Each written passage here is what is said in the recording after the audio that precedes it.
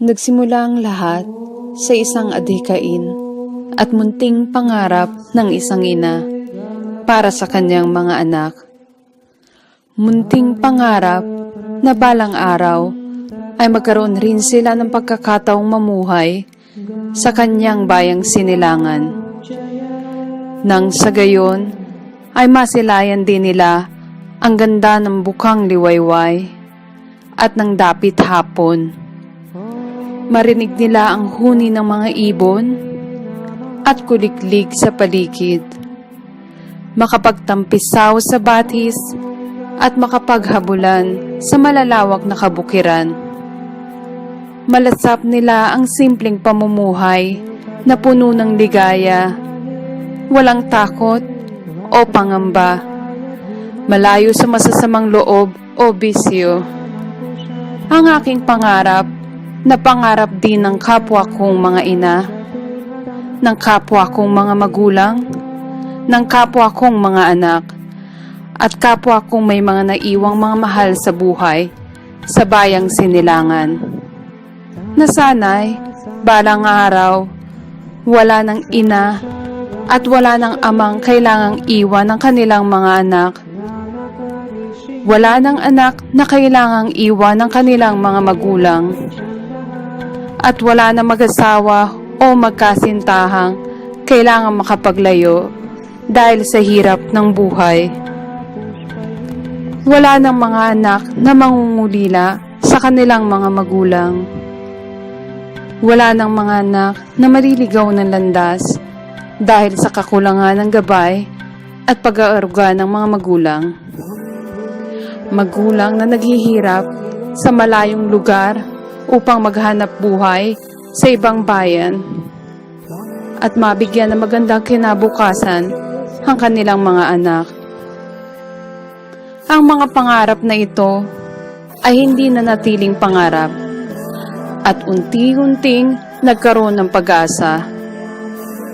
Nang dinggin ng isang alkaldeng matapang, mapagmahal, mababa ang loob, simpleng tao, at walang bahid na pagkukunwari.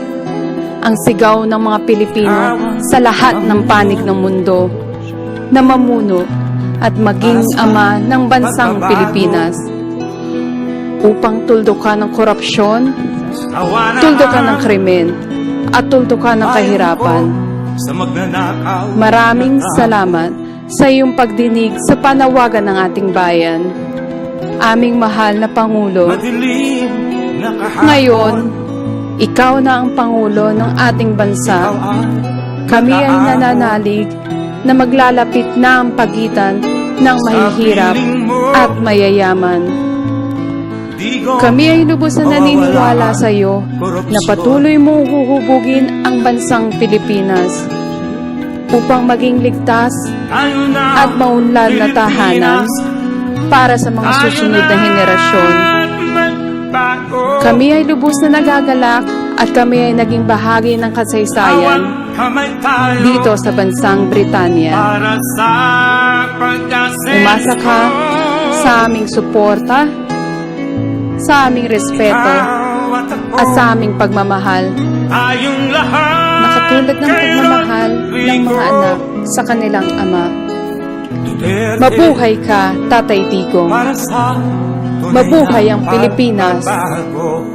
Mabuhay ang mga Pilipino sa lahat ng panig ng mundo.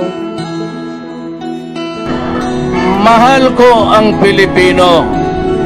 So let me state again my purpose in this universe.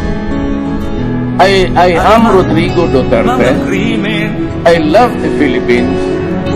It is the land of my birth. It is the home of my people. Hindi natin siya tinigilan, hindi po ba? Yung depot dahilan kahit mainit, naghintay po kayo dito, makita lang po si Mayor, hindi po ba? Magre-retire na sana ako, nakikita ko ang anak, may anak ako, may mga apo ako. Komportable na sana ako. Pero kung lilingon ako sa mga tao na maging presidente, Jesus Maria,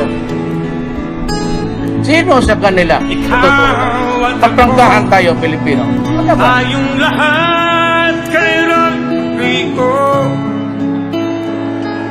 Duterte para sa tunay na pagbabago. Why am I here? I am here because I love my country and I love the people of the Philippines. Ikaw at ako, Sana lahat suportahan natin. tayong lahat Kailangan kay natin ng ama Rodrigo na may pagmamahal sa mga anak, Duterte na may pagmamahal sa ilang para bayan. sa Hindi sa mga tulad ng tunay iba na na lala, pagbabago.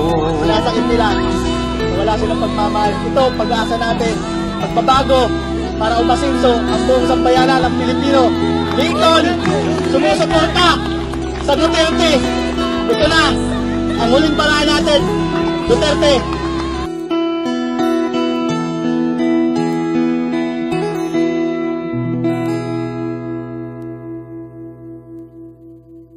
Ito ako nakaposisyon kasi yung sniper, ready?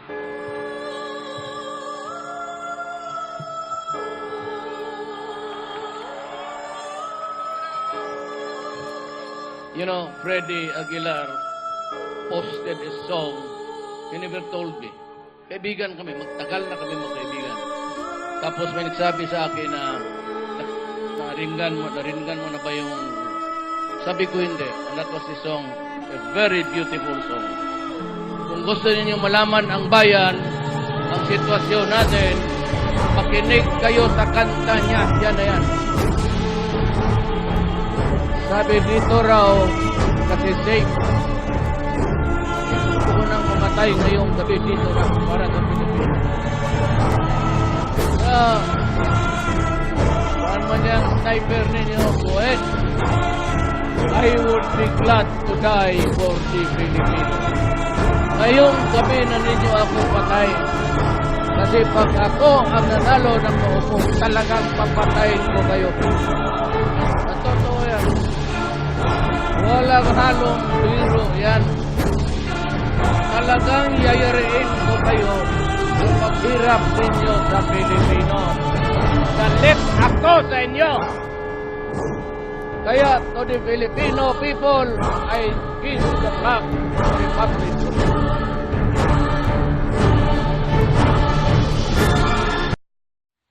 Magandang araw sa inyong lahat, mga taga-UK, London.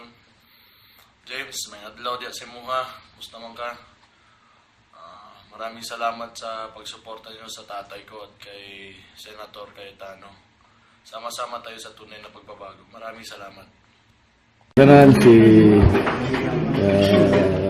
Vita Kaduaya o ang akong mga amigo nga nisuporta nako. Salamat kaayo sa inyong tanan.